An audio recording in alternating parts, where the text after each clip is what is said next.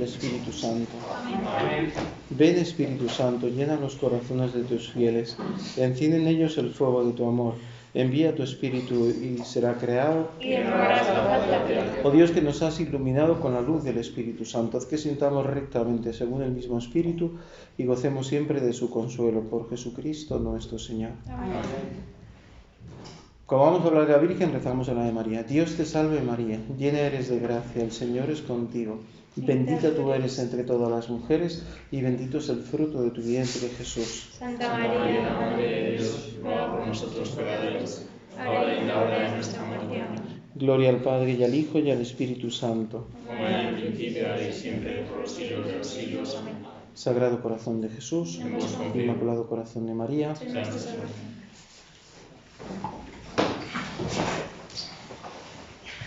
Bueno, aunque tengamos unos temas, yo hablando con Rubén, pues digo, es que un día vas a hablar tú de una cosa, yo de otra, pero bueno, ¿qué vamos a hacer? Esperemos que todo sirva para que nos formemos todos bien, yo y vosotros. Bueno, como sabéis, un católico comprometido como vosotros, unas católicas y unos católicos comprometidos, pues tienen que estar al día con el magisterio de la Iglesia. Es decir, con lo que el Papa nos enseña, con lo que dice la Iglesia, ¿no? Entonces, precisamente ha salido una nota sobre la Virgen María, Mater Populi Fidelis, Madre del Pueblo Fiel, que es nota doctrinal sobre algunos títulos marianos referidos a la cooperación de María en la obra de la salvación. Bueno, hay quien hace un poquillo de polémica, ¿no? Yo creo que tampoco hay que hacer tanta polémica. Y esta va a ser la introducción. La introducción va a ser: sabéis que vivimos en un mundo muy polarizado. Polarizado quiere decir o muy a la derecha o muy a la izquierda, todos ahí y enfrentados. Enfrentados encarnizadamente, ¿no? Y eso tiene el peligro de que en lugar de tener tú una idea tuya, es decir, todos somos inteligentes, ¿no? Todos tenemos nuestra capacidad y tenemos nuestros criterios que como cristianos, pues son cristianos. Tenemos los 10 mandamientos, tenemos nuestra formación como esta, ¿no? Tenemos la educación que hemos recibido en las familias y hemos recibido una buena educación católica, tal, y tenemos nuestra conciencia. Bueno, pues entonces quiere decir que yo tengo que tener esa mente abierta para decir, bueno, aquí hay este extremo, pero yo de esto y esto me gusta, pero esto no, porque yo no tengo que estar con todo. O sea, la polarización hay dos partidos y yo tengo que ponerme en un partido. Entonces cojo ese partido y todo lo que dicen esos es lo que es y ya está. Y entonces yo ya no pienso, es lo que diga ese, lo digo yo. Lo que haga ese, lo hago yo. Que es también cómo funciona el mundo, ¿no? El mundo dice, el aborto es un derecho. Todos, ¡el aborto es un derecho! Dice, hay 20 sexos, 20 géneros. Pues hay 20 géneros. Entonces, todo el mundo, sí, no, entonces hay que pensar. Hay que pensar las cosas, hay que saber lo que quiero. Y no es simplemente lo que diga mi partido o el otro. Y entonces, ¿por qué digo esto? No estoy hablando de política, ¿eh? En realidad no estoy hablando de política. Estoy hablando que también en la Iglesia hay partidos. Entonces el partido es, ¿tú que eres conservador o progresista? Yo soy conservador. ¿Qué dicen los conservadores? ¿Que hay que cortarle la cabeza a los musulmanes? Pues venga, pues hay que cortarle la cabeza a los musulmanes. Entonces, no. Yo puedo ser conservador y me identifico con eso o lo otro, pero no quiero cortarle la cabeza a los musulmanes. ¿Entendéis?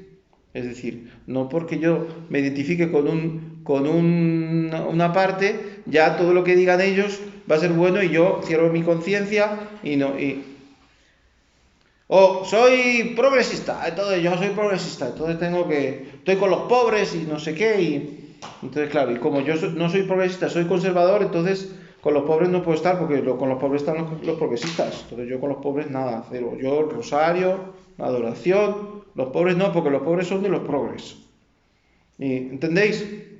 ¿Cómo? No, es es absurdo, ¿no? Es absurdo que si yo soy de una línea, entonces no tengo que estar con los pobres. No, yo puedo estar con los pobres y decir, quiero conservar la fe, quiero conservar los valores, quiero conservar, pero también quiero ayudar a los pobres, porque no tengo que estar encasillado, ¿no?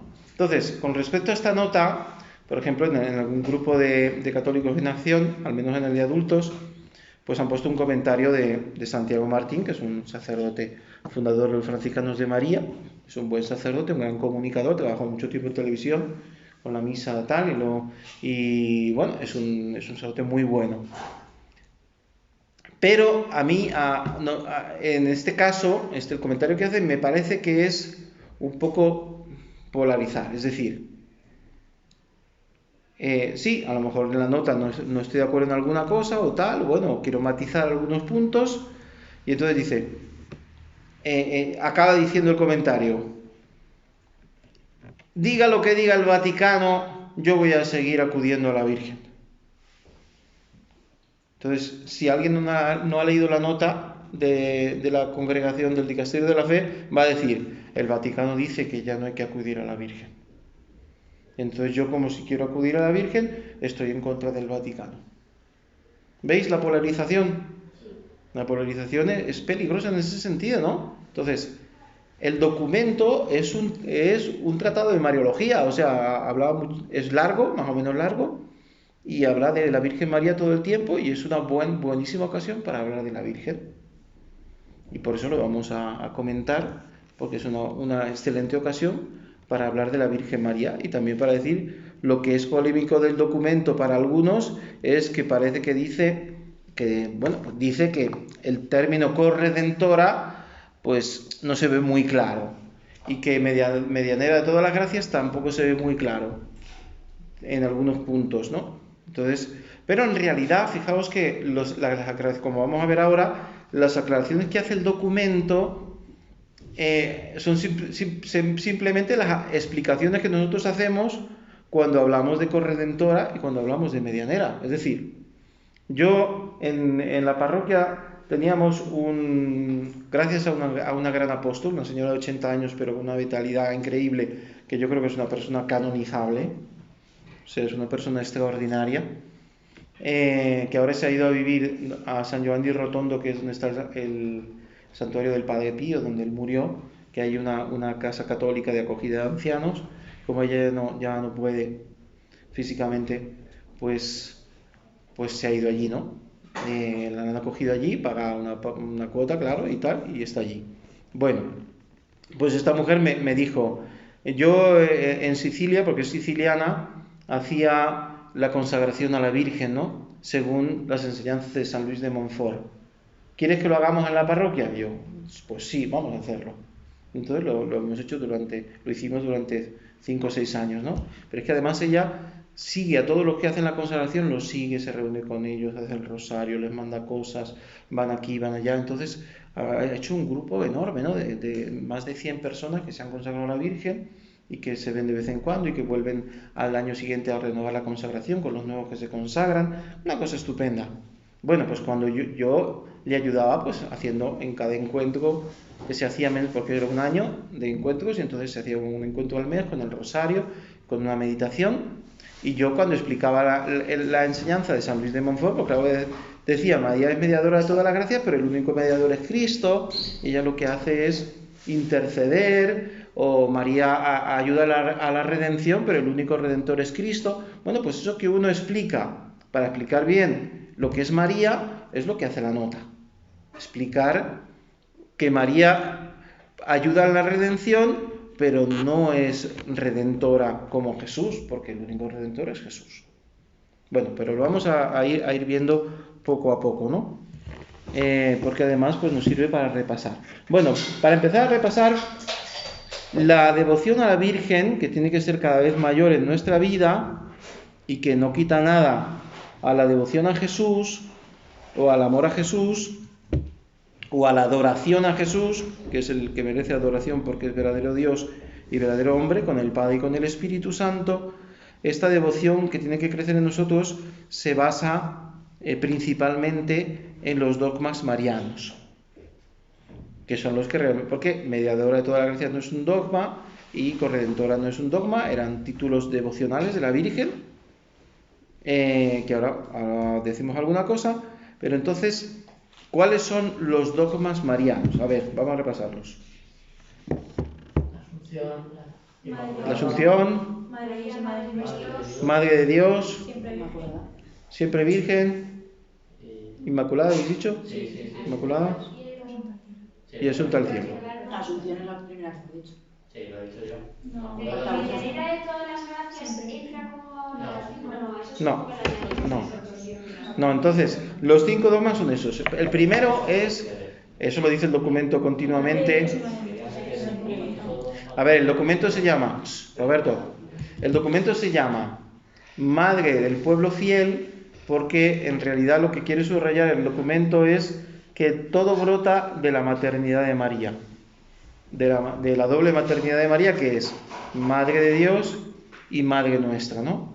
Y por eso empieza llamándola Madre, porque de ahí quiere que brote nuestra devoción mariana. O sea, en lo que el documento nos recuerda de la Virgen, pues es eso, que todo brota de ese don que ha recibido de ser verdaderamente la Madre de Jesús, la Madre de Dios, porque Jesús es Dios, y que nos ha sido dada como Madre, y otras muchas cosas. Pero bueno, entonces, ahí la devoción, nuestra devoción tiene que estar bien fundada en los dogmas marianos, ¿no? Entonces, primero, ¿por qué queremos mucho a la Virgen María? Porque es la Madre de Jesús.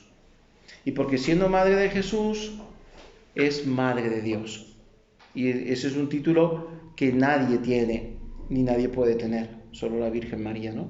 Es un privilegio que excede, pues, cualquier cosa que podamos imaginar, ¿no? Es verdaderamente Madre de Dios, porque Jesús es verdadero Dios y verdadero hombre, ¿no? Es inmaculada, quiere decir, es el único ser humano que conozcamos, a excepción de Jesús, que también es un ser humano, en el sentido que es verdadero Dios y verdadero hombre, que no tiene pecado. En Jesús no hay ningún pecado, pero porque es el Verbo encarnado, pero tampoco en María hay ningún pecado. Y entonces eso la hace la más pura de todas las criaturas. Criaturas quiere decir de todo lo que Dios ha creado, pero estamos hablando pues de las criaturas sobrenaturales, o sea, de las criaturas espirituales que son los hombres y los ángeles, ¿no? Los que tienen... Los hombres omnicuerpo y los ángeles solo espíritu, ¿no? Entonces, y que es superior en santidad a los ángeles y a los santos, ¿no? Y a los hombres. Entonces, ese ser inmaculada, ser llena de gracia, pues es la que hace que veamos a María por encima de los santos y por encima de los ángeles. Y ya con eso, ya la tenemos engrandecida, ¿no?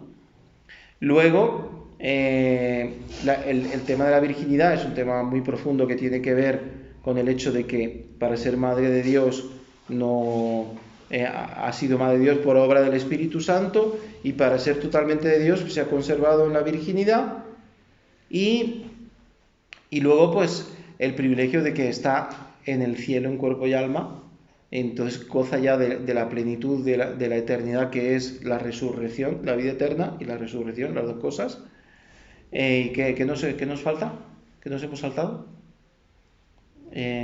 ¿Nos falta algún dogma? No. No nos he contado. Bueno, entonces, esa es la grandeza de María, y es una grandeza inmensa, como vemos, ¿no? Maravillosa. Y otras cosas pues que resalta el documento, y también otros documentos marianos. He estado releyendo el documento más importante de Juan Pablo II sobre la Virgen María, que es Redentoris Mater, de 1987. Y bueno, pues se parecen muchas cosas también a este documento. Bueno, entonces dice,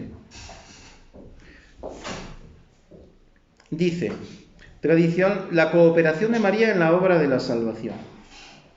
Tradicionalmente, la cooperación de María en la obra de la salvación se ha afrontado desde una doble perspectiva: desde su participación en la redención objetiva realizada por Cristo durante su vida y particularmente en la Pascua, y desde el influjo que ella tiene actualmente sobre los que han sido redimidos. Entonces son dos aspectos.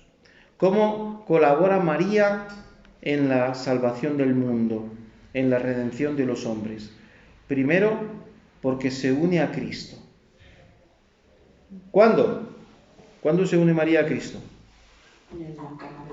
Desde la encarnación, ¿no? O sea, desde siempre. Pero en un modo particular, cuando ella se convierte en testigo privilegiado de la pasión de Cristo y se une a ese sufrimiento de Cristo. Es decir, la imagen impresionante que paseamos también en nuestras calles en Semana Santa, que es la Virgen al pie de la cruz, con San Juan, ¿no? María está al pie de la cruz y está ahí participando de ese misterio profundo y participando como nadie. ¿Por qué? Porque ella es inmaculada y porque ella es la madre. Yo cuento esta, espero que no se me salten las lágrimas. Esto es algo que he contado a veces en ejercicios espirituales de mi madre, ¿no? Cuando el año que yo me fui a Venezuela, o el año anterior, no sé si el mismo año o el año anterior, mi hermano mayor, Miguel, pues tuvo un dolor muy fuerte al riñón. Cuando lo llevan al hospital, pues le dicen, ese riñón está muy mal, es un tumor, tienes un tumor grande en el riñón y lo que vamos a hacer es quitarte el riñón entero. Esto hace muchísimos años, y desde que mi hermano era pues mucho más joven, ¿no? Y sus hijos eran pequeños. Entonces, lo operan de urgencia, le quitan el riñón y estamos todos, pues mis padres y mis hermanos, todos esperando a que saliera de la operación, ¿no? Y entonces, pues, sale mi hermano, pues ya sabéis cómo sale uno de quirófano, con una sábana encima, y entonces mi madre, pues, muy emocionada, se pone a llorar y tal, y entonces, pues nosotros, pues consolando a mi madre, ¿no? Mamá, ha salido todo bien, el médico ha dicho que está bien, tal, y entonces mi madre nos para en seco y nos dice, vosotros no lo podéis entender porque yo soy su madre. ¿Entendéis? Vosotros sí me queréis consolar, pero este es mi hijo y le han quitado un riñón y se ha podido morir y no sabemos cómo irá después y yo soy su madre, ¿no? Entonces, fijaos ya sabía yo, que era difícil. Entonces yo usaba ese momento para explicar el dolor de la Virgen. Fijaos, el dolor de la Virgen que está al pie de la cruz y San Juan está sufriendo muchísimo y San Juan es el discípulo amado y tiene un corazón de oro, pero no puede ser como la madre. Es imposible. Solo la madre está unida al Hijo en un modo misterioso, ¿no? Y sufre en un modo que ni San Juan lo puede comprender, ni nadie. Solo ella, solo la Virgen puede comprender el dolor, ¿no? Entonces, la primera cooperación de María a la redención es esa unión misteriosa que tiene con Jesús.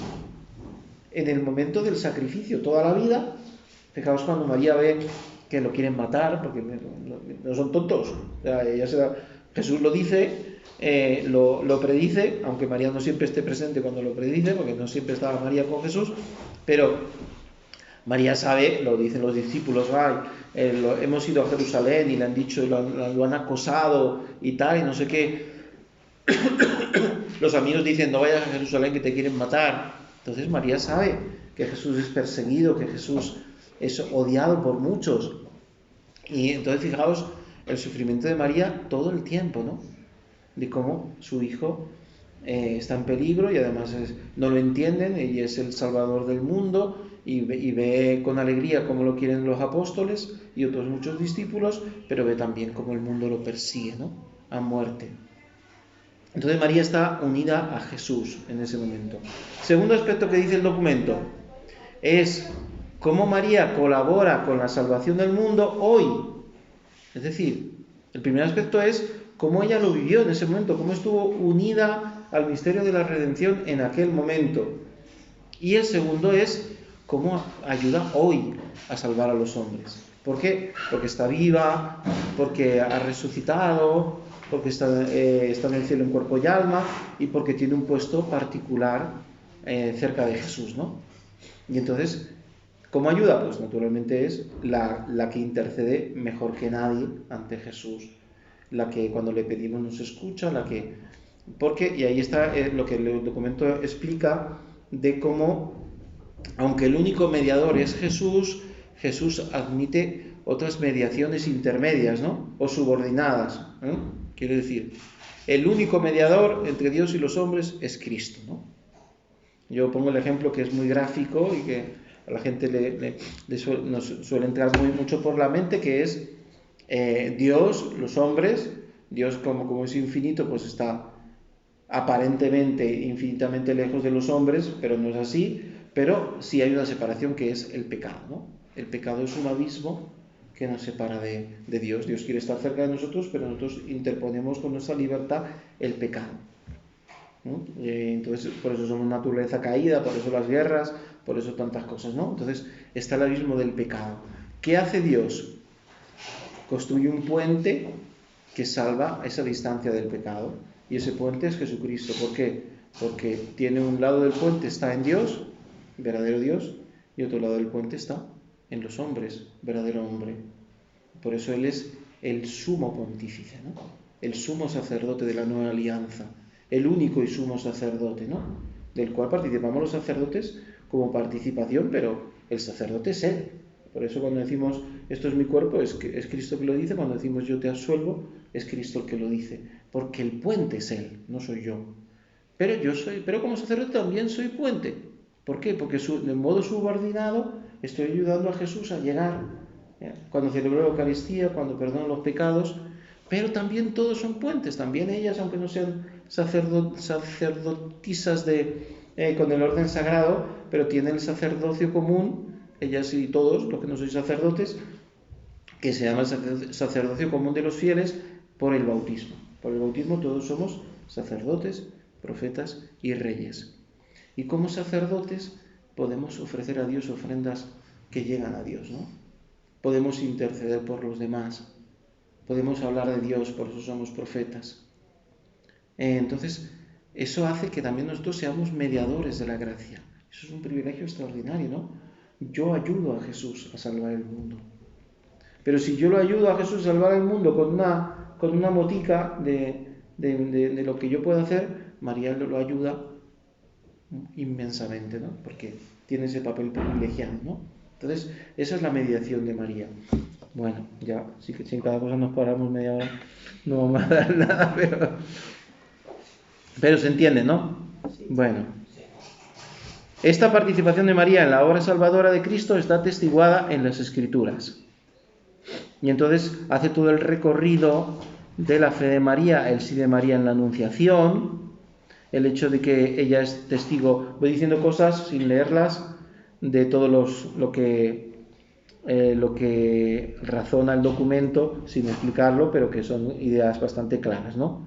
María, con el sí de la Anunciación, pues entra en el plan de la salvación libremente, no es una cosa impuesta, sino que ella dice sí, dice fiat, hágase en mí, y ya entra en el plan de la salvación.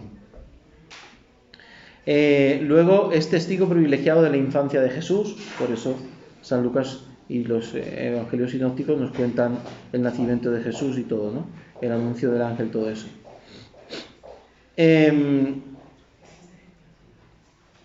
Y luego pues empieza a explicar cómo desde los primeros siglos, en las obras de los padres de la Iglesia, que tienen una autoridad especial, muchas cosas de las que os decía Rubén, porque estuve oyendo, la verdad es que no me dio tiempo de oírlo entero, pero oí la formación de Rubén sobre el misterio del arcano, ¿no? El secreto, ¿no? Bueno, pues eso son doctrinas sobre todo de los santos padres, ¿no? Que tienen esa autoridad especial de explicarnos la fe en los primeros siglos. Pues también los primeros padres subrayaron mucho el hecho de que María era Theotokos, o sea, Madre de Dios, que era verdadera Madre de Dios. O sea que esto es algo que pertenece a la tradición de la Iglesia. Y como Madre de Dios le conceden pues un poder especial de intercesión y un lugar privilegiado en el misterio de la salvación. Habla como el Concilio de Éfeso, que es del siglo V, pues ya proclamó el dogma de la maternidad divina de María, ¿no? Dice, a partir del siglo XII, la teología occidental dirige su mirada a la relación que une a la Virgen María con el misterio de la redención cruenta del Calvario, que es lo que hemos estado explicando, y se relaciona la imagen de la espada de Simeón con la cruz de Cristo, ¿no? Y a ti una espada te traspasará el alma, ¿no? Cuando dice Simeón, entonces dice Jesús fue atravesado por la lanza, por los clavos, por las espinas, y María fue atravesado en su corazón por esta espada de dolor, ¿no? Lo que hace que ese paralelismo entre la Virgen y Jesús. Dice, esto es muy bonito, dice, la colaboración de María en la obra de la salvación tiene una estructura trinitaria, porque es fruto de una iniciativa del Padre que manda al Hijo, ¿no? Que mira la pequeñez de su sierva, como dice María en el Magnificat. Brota del aniquilamiento del Hijo, de la kenosis, ¿no? De la entrega de Jesús a la muerte, ¿no?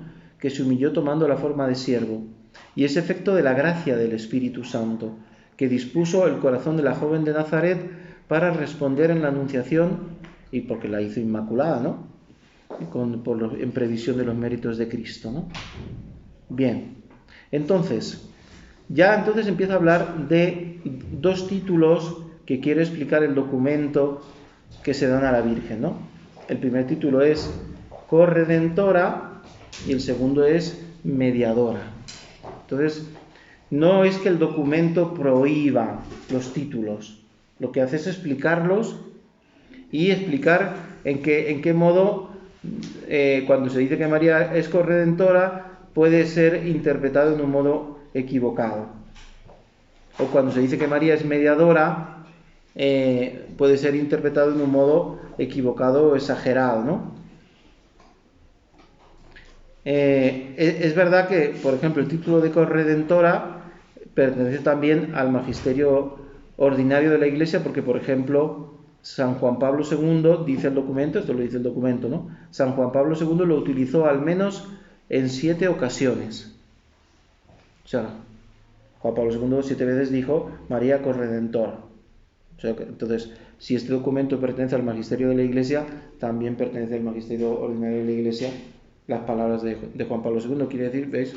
Que una cosa no quita la otra. ¿Por qué? Porque se trata de que se completen, no que una va contra la otra, ¿no? Porque en realidad la nota no es para prohibir, es una nota aclaratoria y tampoco es un dogma, es decir, desde ahora está prohibido decir corredentora, decir mediadora. Bueno, pues un poco aconseja de no usarlo mucho y no usarlo excesivamente, o de explicarlo bien cuando se use, pero no es una prohibición o que ya se cierra el tema para siempre, ¿no? Ya el documento ha dicho que corredentora es un poquito difícil de entender, no lo usamos. Mediadora, no, incluso dice muchas veces que María es mediadora, pero lo explica, ¿no? Explica por qué María es mediadora. Porque lo que yo he dicho de las mediaciones subordinadas como la nuestra, es lo que dice el documento, no lo estoy sacando de otra parte, lo dice aquí también, os lo recuerda, ¿no? Bueno, entonces dice que en 1996, es decir, relativamente hace poco, aunque hayan pasado ya 30 años, o casi 30 años, se presentó a la Congregación para la Doctrina de la Fe. Sabéis que antes se llamaba Sagrada Congregación para la Doctrina de la Fe, y el Papa Francisco, para simplificar todo, pues lo llama todo dicasterio para la Doctrina de la Fe, y ya está. Entonces, dice que en ese año algunas asociaciones o grupos católicos estaban interesados en que se aprobara, de que se pusiera en movimiento la proclamación de un dogma de María corredentora. Es decir, que no fuera simplemente un título devocional, sino que fuera un dogma más mariano, ¿no? Entonces se presentó a la Congregación para la Doctrina de la Fe. En ese momento el prefecto era Ratzinger. Joseph Ratzinger era el prefecto, que, como sabéis, bueno, no sé si todos lo sabéis, pero bueno, ha estado muchísimos años, ¿no?, como prefecto durante todo el pontificado. No sé, desde el principio a lo mejor no, pero desde que lo eligió el Papa Juan Pablo II como prefecto, ha estado siempre, hasta la muerte de Juan Pablo II. Y luego ya lo eligieron Papa, entonces pues dejó de ser prefecto para ser Papa, ¿no? Entonces, quiere decir que no hubo intermedio, sino que pasó de ser prefecto de la Congregación de la Fe a ser Papa. Entonces, en esos años, pues se presentó, y el mismo cardenal Ratzinger, con los teólogos que con él colaboraban, pues respondió lo siguiente. Para que no veamos, porque en esta polarización, algunos nos dicen, estos son manías del Papa Francisco, que lo tenía allí. No, estos son manías del prefecto de ahora. Estos son, bueno, pues a lo mejor el Papa Francisco quiso que se publicara esta nota y estaba preparándose, pero viene ya pues del cardenal Ratzinger o de otros momentos de reflexión sobre este tema, ¿no? Entonces, la respuesta de la Congregación para la Doctrina de la Fe la pregunta era si era aceptable la petición del movimiento Vox Populi Maria, voz del pueblo mariano, o del pueblo de María, voz del pueblo de María mediadora, ¿no? Para una definición del dogma de María como corredentora o mediadora de todas las gracias, como si estuviera junto, ¿no? Las dos cosas, ¿no? Respondió en su voto particular, negativo. El significado preciso de los títulos no es claro y la doctrina en ellos contenida no está madura. No quiere decir que ya no se pueda madurar después, pero bueno, dice, no está madura. Una doctrina definida de fe divina pertenece al depósito de la fe, es decir, a la revelación divina vehiculada en la Escritura y en la tradición apostólica. Sin embargo, no se ve de un modo claro, bueno, puede haber indicios, pero no se ve de modo claro cómo la doctrina expresada en los títulos de corredentora y mediadora de la gracia esté presente en la Escritura y en la tradición apostólica. Es decir, los padres de la Iglesia no usan esto, porque esto empezó a usarse, no sé cuándo fue la primera vez, pero quizá el primero que lo usó fue, que lo dice el documento, fue San Bernardo, que es un santo muy mariano, es un doctor de la Iglesia también, o tiene mucha autoridad, es doctor de la Iglesia, es canonizado, pero ya es el siglo X, ¿no? O el siglo XI, no me acuerdo bien de San Bernardo, pero más o menos. Entonces, o entre el 10 y el 11. Entonces, pues, en los escritos antiguos no se usaban estos títulos, es una cosa un poquito más moderna, ¿no? Pero bueno, tampoco la Asunción, sabéis que la Asunción de la Virgen fue aprobada como dogma en el siglo XX, pero sí está en la tradición de los padres. De los padres orientales hablaban de la dormición de María, de tal, sí. Entonces, de la Inmaculada, pues hay una tradición muy larga, pero fue un tema muy, muy discutido. El mismo Santo Tomás de Aquino no estaba de acuerdo con que María, porque decía, para ser redimido tienes que ser después de Cristo, y María nació antes de Cristo, entonces la redimió después, pero antes no. Entonces el dogma dice, en previsión de los méritos de Cristo, Cristo la redimió antes porque quiso que su madre fuera ya redimida desde el principio, desde la concepción de la madre, ¿no? Bueno, pero entonces son temas que se discuten. Esto no quiere decir que cierren la discusión, pero para el Ratzinger, para el cardenal Ratzinger, luego Papa Benedicto XVI, pues esto no quiere decir que porque citemos a Ratzinger y estamos citando al Papa, estamos citando a Ratzinger cuando no era Papa, ¿no? Cuando era prefecto. Pues no estaba claro en la tradición de la Iglesia, en los escritos más antiguos y en la Escritura, un lugar donde diga claramente, la verdad es que como la Escritura habla tan poquito de la Virgen, pues que María es corredentora, ¿no? En ese sentido. El Papa Francisco pues se manifestó algunas veces, ¿no? Para el Papa Francisco, pues María no era necesario llamarla corredentora, ya es grande en sí misma por todo lo que es, por ser madre de Dios, y que ella nos lleva a Cristo siempre, ¿no? Es decir, como cuando uno dice María repite Cristo, ¿no? Creo que es algún tipo de imagen que se usa, ¿no? Dice María y María dice Cristo, ¿no? Todo lleva a Cristo. Es decir, el Redentor es Cristo, el Salvador es Cristo, el centro es Él, ¿no? María nos lleva a Jesús, pero ella no está al lado de Jesús como digamos, el lado masculino de Dios es Jesucristo y el lado femenino de Dios es la Virgen, ¿no? Tenemos un Redentor masculino y un Redentor femenino, sería pues muy bonito, muy feminista, ¿no? tener un redentor masculino y otro femenino, ¿no?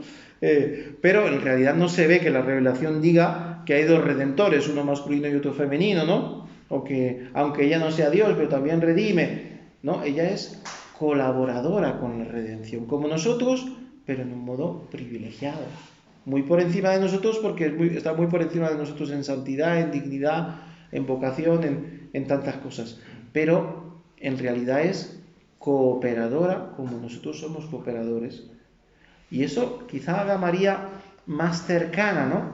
Pero también en el segundo título, que es mediadora, no quiere la nota o la enseñanza que nos está dando la Iglesia, no quiere que veamos a María como, bueno, como María no es Dios, Jesús es Dios, y entonces como Dios ya es como demasiado misterioso, demasiado grande, demasiado... Y como es juez universal y tiene que mandarnos al infierno si estamos en pecado mortal, entonces necesitamos que María se acerque a Jesús y le diga, venga Jesús, yo sé que estás un poquito enfadado, pero venga, no seas así, Jesús, no pongas esa cara, ¿eh? ¿Entendéis? Una visión un poquito infantil, ¿no?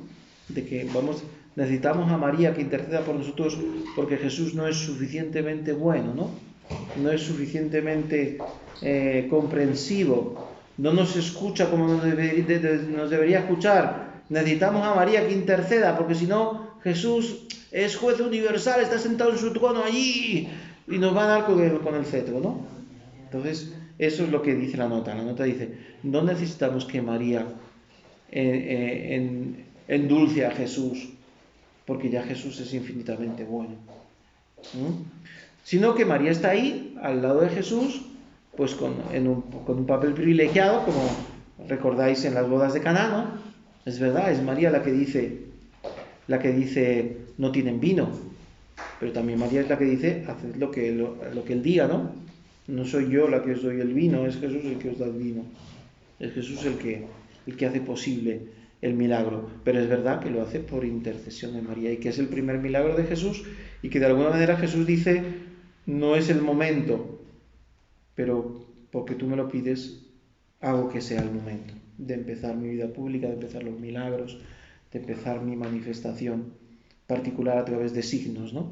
Entonces, quizá como si dijera, naturalmente hay Jesús pues sabía que lo iba a hacer el milagro, no que lo estaba decidiendo a ver si lo hacía, ¿no? Pero de alguna manera nos quiere dejar ese mensaje, ¿no? Yo empiezo porque María, mi madre, me lo pide y no le niego nada a mi madre, ¿no? Pero entonces sería un poquito imperfecto pensar, menos mal que está María porque si no Jesús no me va a escuchar. Menos mal que María, pues nada. Pero Dios quiere que pidamos la intercesión de los santos. Aquí se entiende muy bien una cosa que me parece muy interesante, ¿no? Que fijaos, hay santos que hacían muchos milagros. Porque Dios les daba, dice San Pablo, algunos reciben el don de hacer milagros. Bueno, pues algunos santos reciben el don de hacer milagros. Y pensad, no sé si ponéis, mejor que no nos pongamos en ese lugar, pero bueno, si nos lo imaginamos un momento, ¿no? Que yo hago una oración a un enfermo y se cure, pues es increíble, ¿no? Es una cosa, bueno, que te quedas... Me acuerdo que cuando estuvimos la primera vez en Estados Unidos, era el Día de Acción de Gracias, sabéis que se celebra mucho en Estados Unidos. Entonces fuimos a cenar el famoso pavo, ¿no? Pavo asado, en una familia. Eso era en San Antonio, ¿verdad? Debía ser San Antonio. Y una familia, pues una bella familia católica, no sé si eran 3 o 4 hijos. Y ella era una de las niñas, era ciega.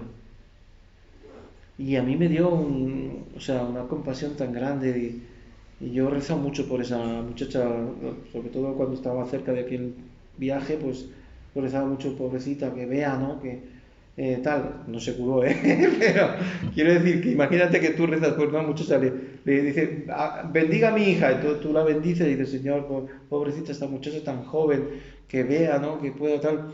Entonces te llaman, ¡ay, mi hija, ve! Bueno, te da un susto que te mueres, ¿no?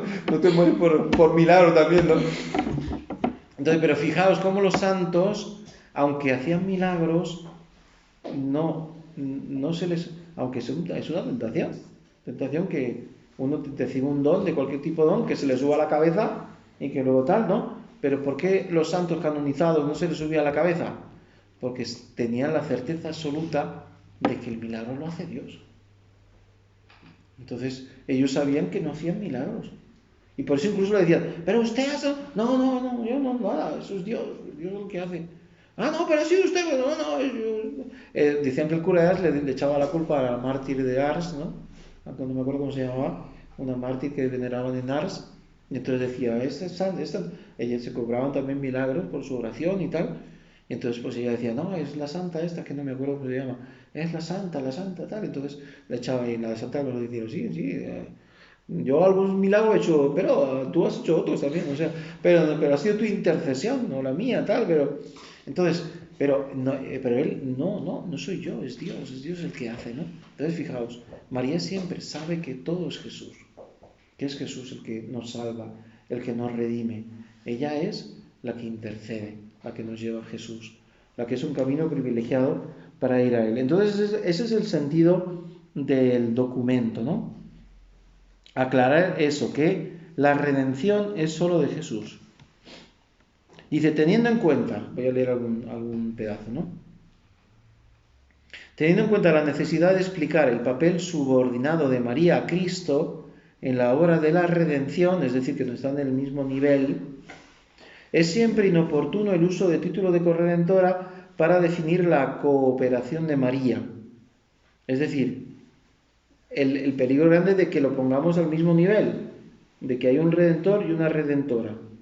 De hecho, parece ser que San Bernardo usaba redentora. Lo de corredentora nació después, pero partiendo a lo mejor de la enseñanza de San Bernardo.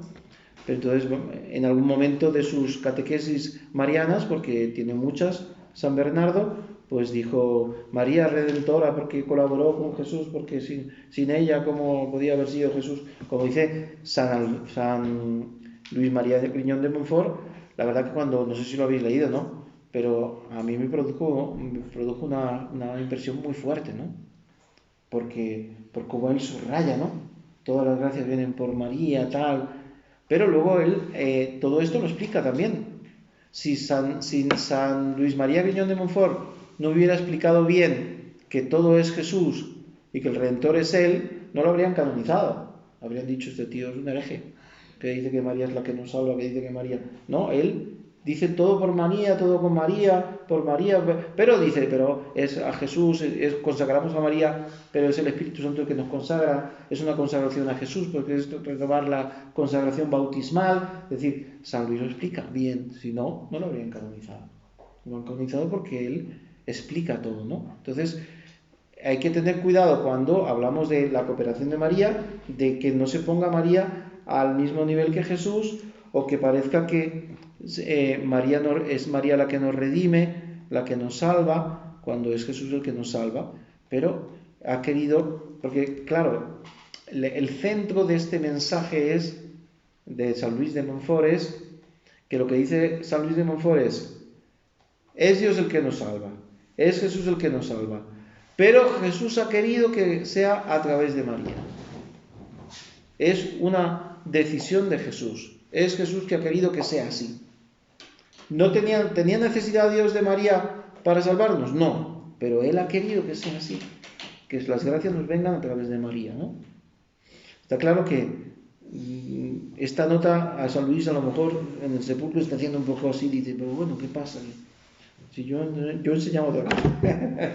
Pero bueno, creo que hay que acogerla, la nota, pues como un modo de recordar el misterio de María, de su misión, y para que crezca nuestro amor a ella, no para que la están rebajando. Yo no creo que la estén rebajando, están tratando de explicar pues cuál es el papel de María en la salvación.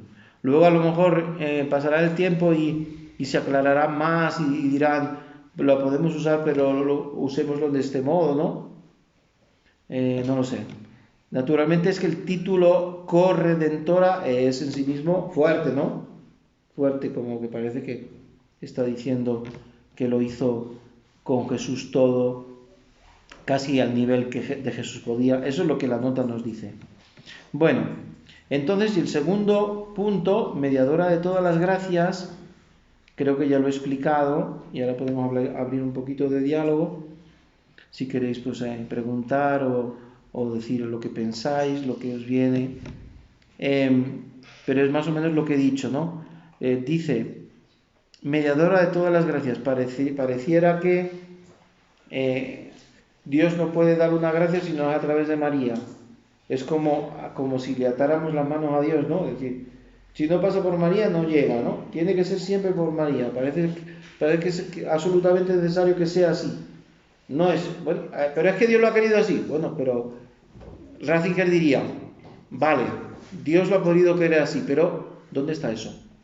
¿Dónde consta? ¿Cómo podemos declarar dogma si no lo vemos en la Escritura claramente, que todo venga a través de María? O si no está en la tradición de los padres de la Iglesia. Es decir, lo podemos conservar como devoción, pero como dogma es difícil. Quizás nunca sea aprobado como dogma. ¿Eso quiere decir que no lo podemos usar? Pues bueno, dices que a mí me gusta llamarle a María, como que también lo cita el documento en alguna parte, como San Juan Diego, mi niña la más pequeña. Pues, entonces, hay que proclamar a María, mi niña la más pequeña, como dogma de fe. Pues no hace falta. ¿Tú la quieres llamar como San Juan Diego? Llámala, pero no hace falta que lo hagamos dogma, ¿no? ¿Tú quieres pedir siempre la intercesión de María para todas las gracias que pides al Señor porque tienes una devoción mariana profunda? Puedes hacerlo, ¿no? Con tal de que sepas que no es absolutamente necesario pedirlo todo a través de María, ¿no? Que lo puedes pedir a Jesús. Por ejemplo, alguno podría decir, no puede haber un católico que te rece el rosario todos los días porque es una devoción muy recomendada por los papas y tal, y es absolutamente cierto, pero hay muchos cristianos orientales que a lo mejor no hacen el rosario porque es una tradición más occidental, ¿no? Y hacen himnos marianos o hacen otras devociones marianas, ¿entendéis? O sea, quiere decir, es absolutamente, dice, si uno no reza el rosario se condena. Pues hombre, digo, si no tiene devoción a la Virgen, pues es un obstáculo, ¿no? No tener devoción a la Virgen, pero que tenga que rezar. Dice, y si yo en un año 20 días no rezo el rosario, ¿ya me condeno? Pues hombre, pues no. Quiere decir que porque hayas fallado el rosario 20 días ya te vas a condenar, ¿no? Entonces, quiere decir, no absolutizar las devociones sino las ideas claras, ¿no? El rosario todos los días, pues ojalá seamos fieles, no faltemos nunca. Cuando se hacía esta consagración a la Virgen, pues se decía, te estás consagrando, como era un recorrido largo y bastante serio, ¿no? Pues se decía, hombre, si te consagras a la Virgen, algo se tiene que ver, ¿no? En que tratas de vivir tu vida cristiana, pero también en que tratas de hacer el rosario todos los días, aunque llevas algo. Fijaos que se ponen, que a mí es que no me gusta llevar nada, no lo he llevado nunca, pero se pone una cadenita, ¿no? Que quiere decir que es un signo de esclavitud mariana, ¿no? Una cadenita, y muchos pues llevan la cadenita, ¿no? Pero entonces la señora nos decía, bueno, pues si alguno no quiere llevar la cadenita porque no le gusta llevar, pues que lleve el escapulario de la Virgen, o que lleve una medalla de la Virgen, o que en lugar de llevarla en la muñeca, pues la lleve en el pie, o la lleve, yo qué sé, ¿no? En la cadena donde lleva la cruz, lo que sea, ¿no? Entonces, pero sí, me estoy consagrado a María. Además, yo estoy, cuando se empezó la consagración, el primer consagrado, estoy yo ahí, escrito, ¿no? Bueno, pues, y además yo creo que me aprovechó. O sea, que he sentido algo especial desde esa consagración, que ha tenido un fruto espiritual y una cercanía mayor a la Virgen. Yo creo que sí, que experimenté algo especial. No en ese día, sino a partir de ese día. No que ese día fue muy bonito y tal, pero además se hacía una misa larguísima que yo decía, pero no pongas tantas cosas, es que esta misa no se acaba nunca. Lleno de ritos, de signos, de cosas, de tal, y ahora se lee esto, ahora se da esto, ahora... Digo, mamá mía, esto no se acaba nunca. Bueno, la mujer magnífica, ¿no? Se llama Teresa. Bueno, entonces, lo dejamos aquí. Yo he leído Redentoris Mater, y en realidad, aunque es el documento más importante de Juan Pablo II sobre la Virgen María, en ese documento no habla de María mediadora de todas las gracias y corredentora, más bien habla de la fe grande de María, y eso que se llama Madre del Redentor, ¿no? Habla mucho de la cooperación de María en la redención, de todo esto que hemos dicho de la cercanía de María en la pasión y la intercesión de María por nosotros para distribuir, bueno, para darnos las gracias de la redención, pero nunca usa en ese documento, que es una encíclica, que es un documento de más nivel que esto es una nota de la congregación. La encíclica pues tiene un grado mayor que la exhortación todavía, ¿no? Entonces, en la encíclica Redentoris Mater, en realidad Juan Pablo II no usa ni el título de corredentora ni el de mediadora de todas las gracias, aunque él recibió también una impresión muy grande de la lectura de San Luis de Montfort, ¿no? Y por eso totus tus es de, o sea, el lema del Papa él lo toma de San Luis de Montfort. Eso es de San Luis. Todo tuyo, María, ¿no? Y la M, ¿no? En su escudo. Bueno, entonces, marianísimo, San Juan Pablo II. Pero en su encíclica no usa estos títulos. Quiero decir, es que dicen, entonces, es que ahora como parece que nos recomiendan en usarlo, parece que es que ya la devoción a la Virgen se nos cae, ¿no? No se nos cae, por eso. Aunque hay una nota que recomiende usar, yo no me atrevo a decir que prohíbe usar esos, sino usarlos con prudencia. Y cuando los usemos, pues, o si se lo cree. Es que yo siempre a los niños les digo que María es mediadora de todas las gracias. Bueno, se lo puedes decir, pero explícaselo bien. Explícaselo bien, que el único mediador es Jesús y que María colabora con Jesús y que lo que pedimos a María, pues... Entonces, si le pido a María que me toque la lotería, me toca. Pues eso sería tampoco explicaciones un poquito imperfectas, pensando que ya todo lo que pidamos a María nos lo va a conceder, pues que depende también si se lo has pedido con fe, si te conviene o no te conviene, sí, muchas cosas, ¿no? Si es, a lo mejor es algo que a lo mejor esa muchacha se tiene que curar de su ceguera, pero a lo mejor no ahora, a lo mejor se curará cuando llegue el momento, ¿no? Y a lo mejor lo hará a través de una operación a los ojos, o yo qué sé. Entonces, es el Señor el que sabe, ¿no? A cada uno lo que conviene. A veces es verdad que pedimos con poca fe y por eso no obtenemos, pero otras veces que el Señor dice, no, ahora no. Como le dijo San Pablo, te basta mi gracia. Pero te lo he pedido por medio de la Virgen, bueno, pero te basta mi gracia. Aunque me lo hayas pedido a través de la Virgen, todavía no es el momento de recibir este don. ¿Alguna preguntilla de 2 minutos y medio? La cosa debe ser... la revelación de Cristo es plena, por lo que entiendo, pero lo de la Inmaculada es uno y la Asunción, bueno, la Asunción aún. Luego hay una parte reflejada en la Biblia, pero la Inmaculada no. Lo reveló ella en una aparición. Sí, luces. Y esa aparición está aceptada por la Iglesia. Sí, no, pero que está aceptada en... Y el dogma se proclamó antes. Se proclamó antes de la aparición. Lo confirmó porque había... Sí, las relaciones marianas no son dogma de fe. No, también es por ejemplo, las apariciones, no tenemos obligación de creer las apariciones, incluso las aprobadas, porque no forman parte de la fe. Pero naturalmente, si la Iglesia las recomienda y las aprueba, pues bueno. Fijaos, os pongo un último ejemplo. En este mismo mes de octubre, el Dicasterio de la Fe ha sacado una notica sobre la pregunta sobre las obras de María Valtorta, ¿no? Bueno, pues otra vez, y no es la primera vez, pues el Dicasterio dice no consta el origen divino. Eso no quiere decir que esté prohibido leerlo. Yo lo estoy leyendo, por cierto. Pues para que no acabo nunca, porque es tan largo, pero ya voy por el 8, son 10 y ya voy por el 8. Entonces, ¿quiere decir eso que está prohibido? No, simplemente no consta que sea sobrenatural. Pero si hicieran un documento y dijeran, María Valtorta tiene este error y este, y este, y este, y este, y este, y este, y este, por tanto, no es conveniente que los católicos lo lean, porque tiene estos errores. Pero mientras no digan eso, se puede seguir leyendo, aunque no conste el origen sobrenatural. A lo mejor luego la canonizará. ¿Esa quién es? Pues es una mística del siglo XX que escribió en torno a la Segunda Guerra Mundial, o sea, en el 1945, del 43, 48, lo que fuera, escribió miles de páginas sobre la vida de Jesús que son increíbles, son como el Chosen, pero el libro, ¿no?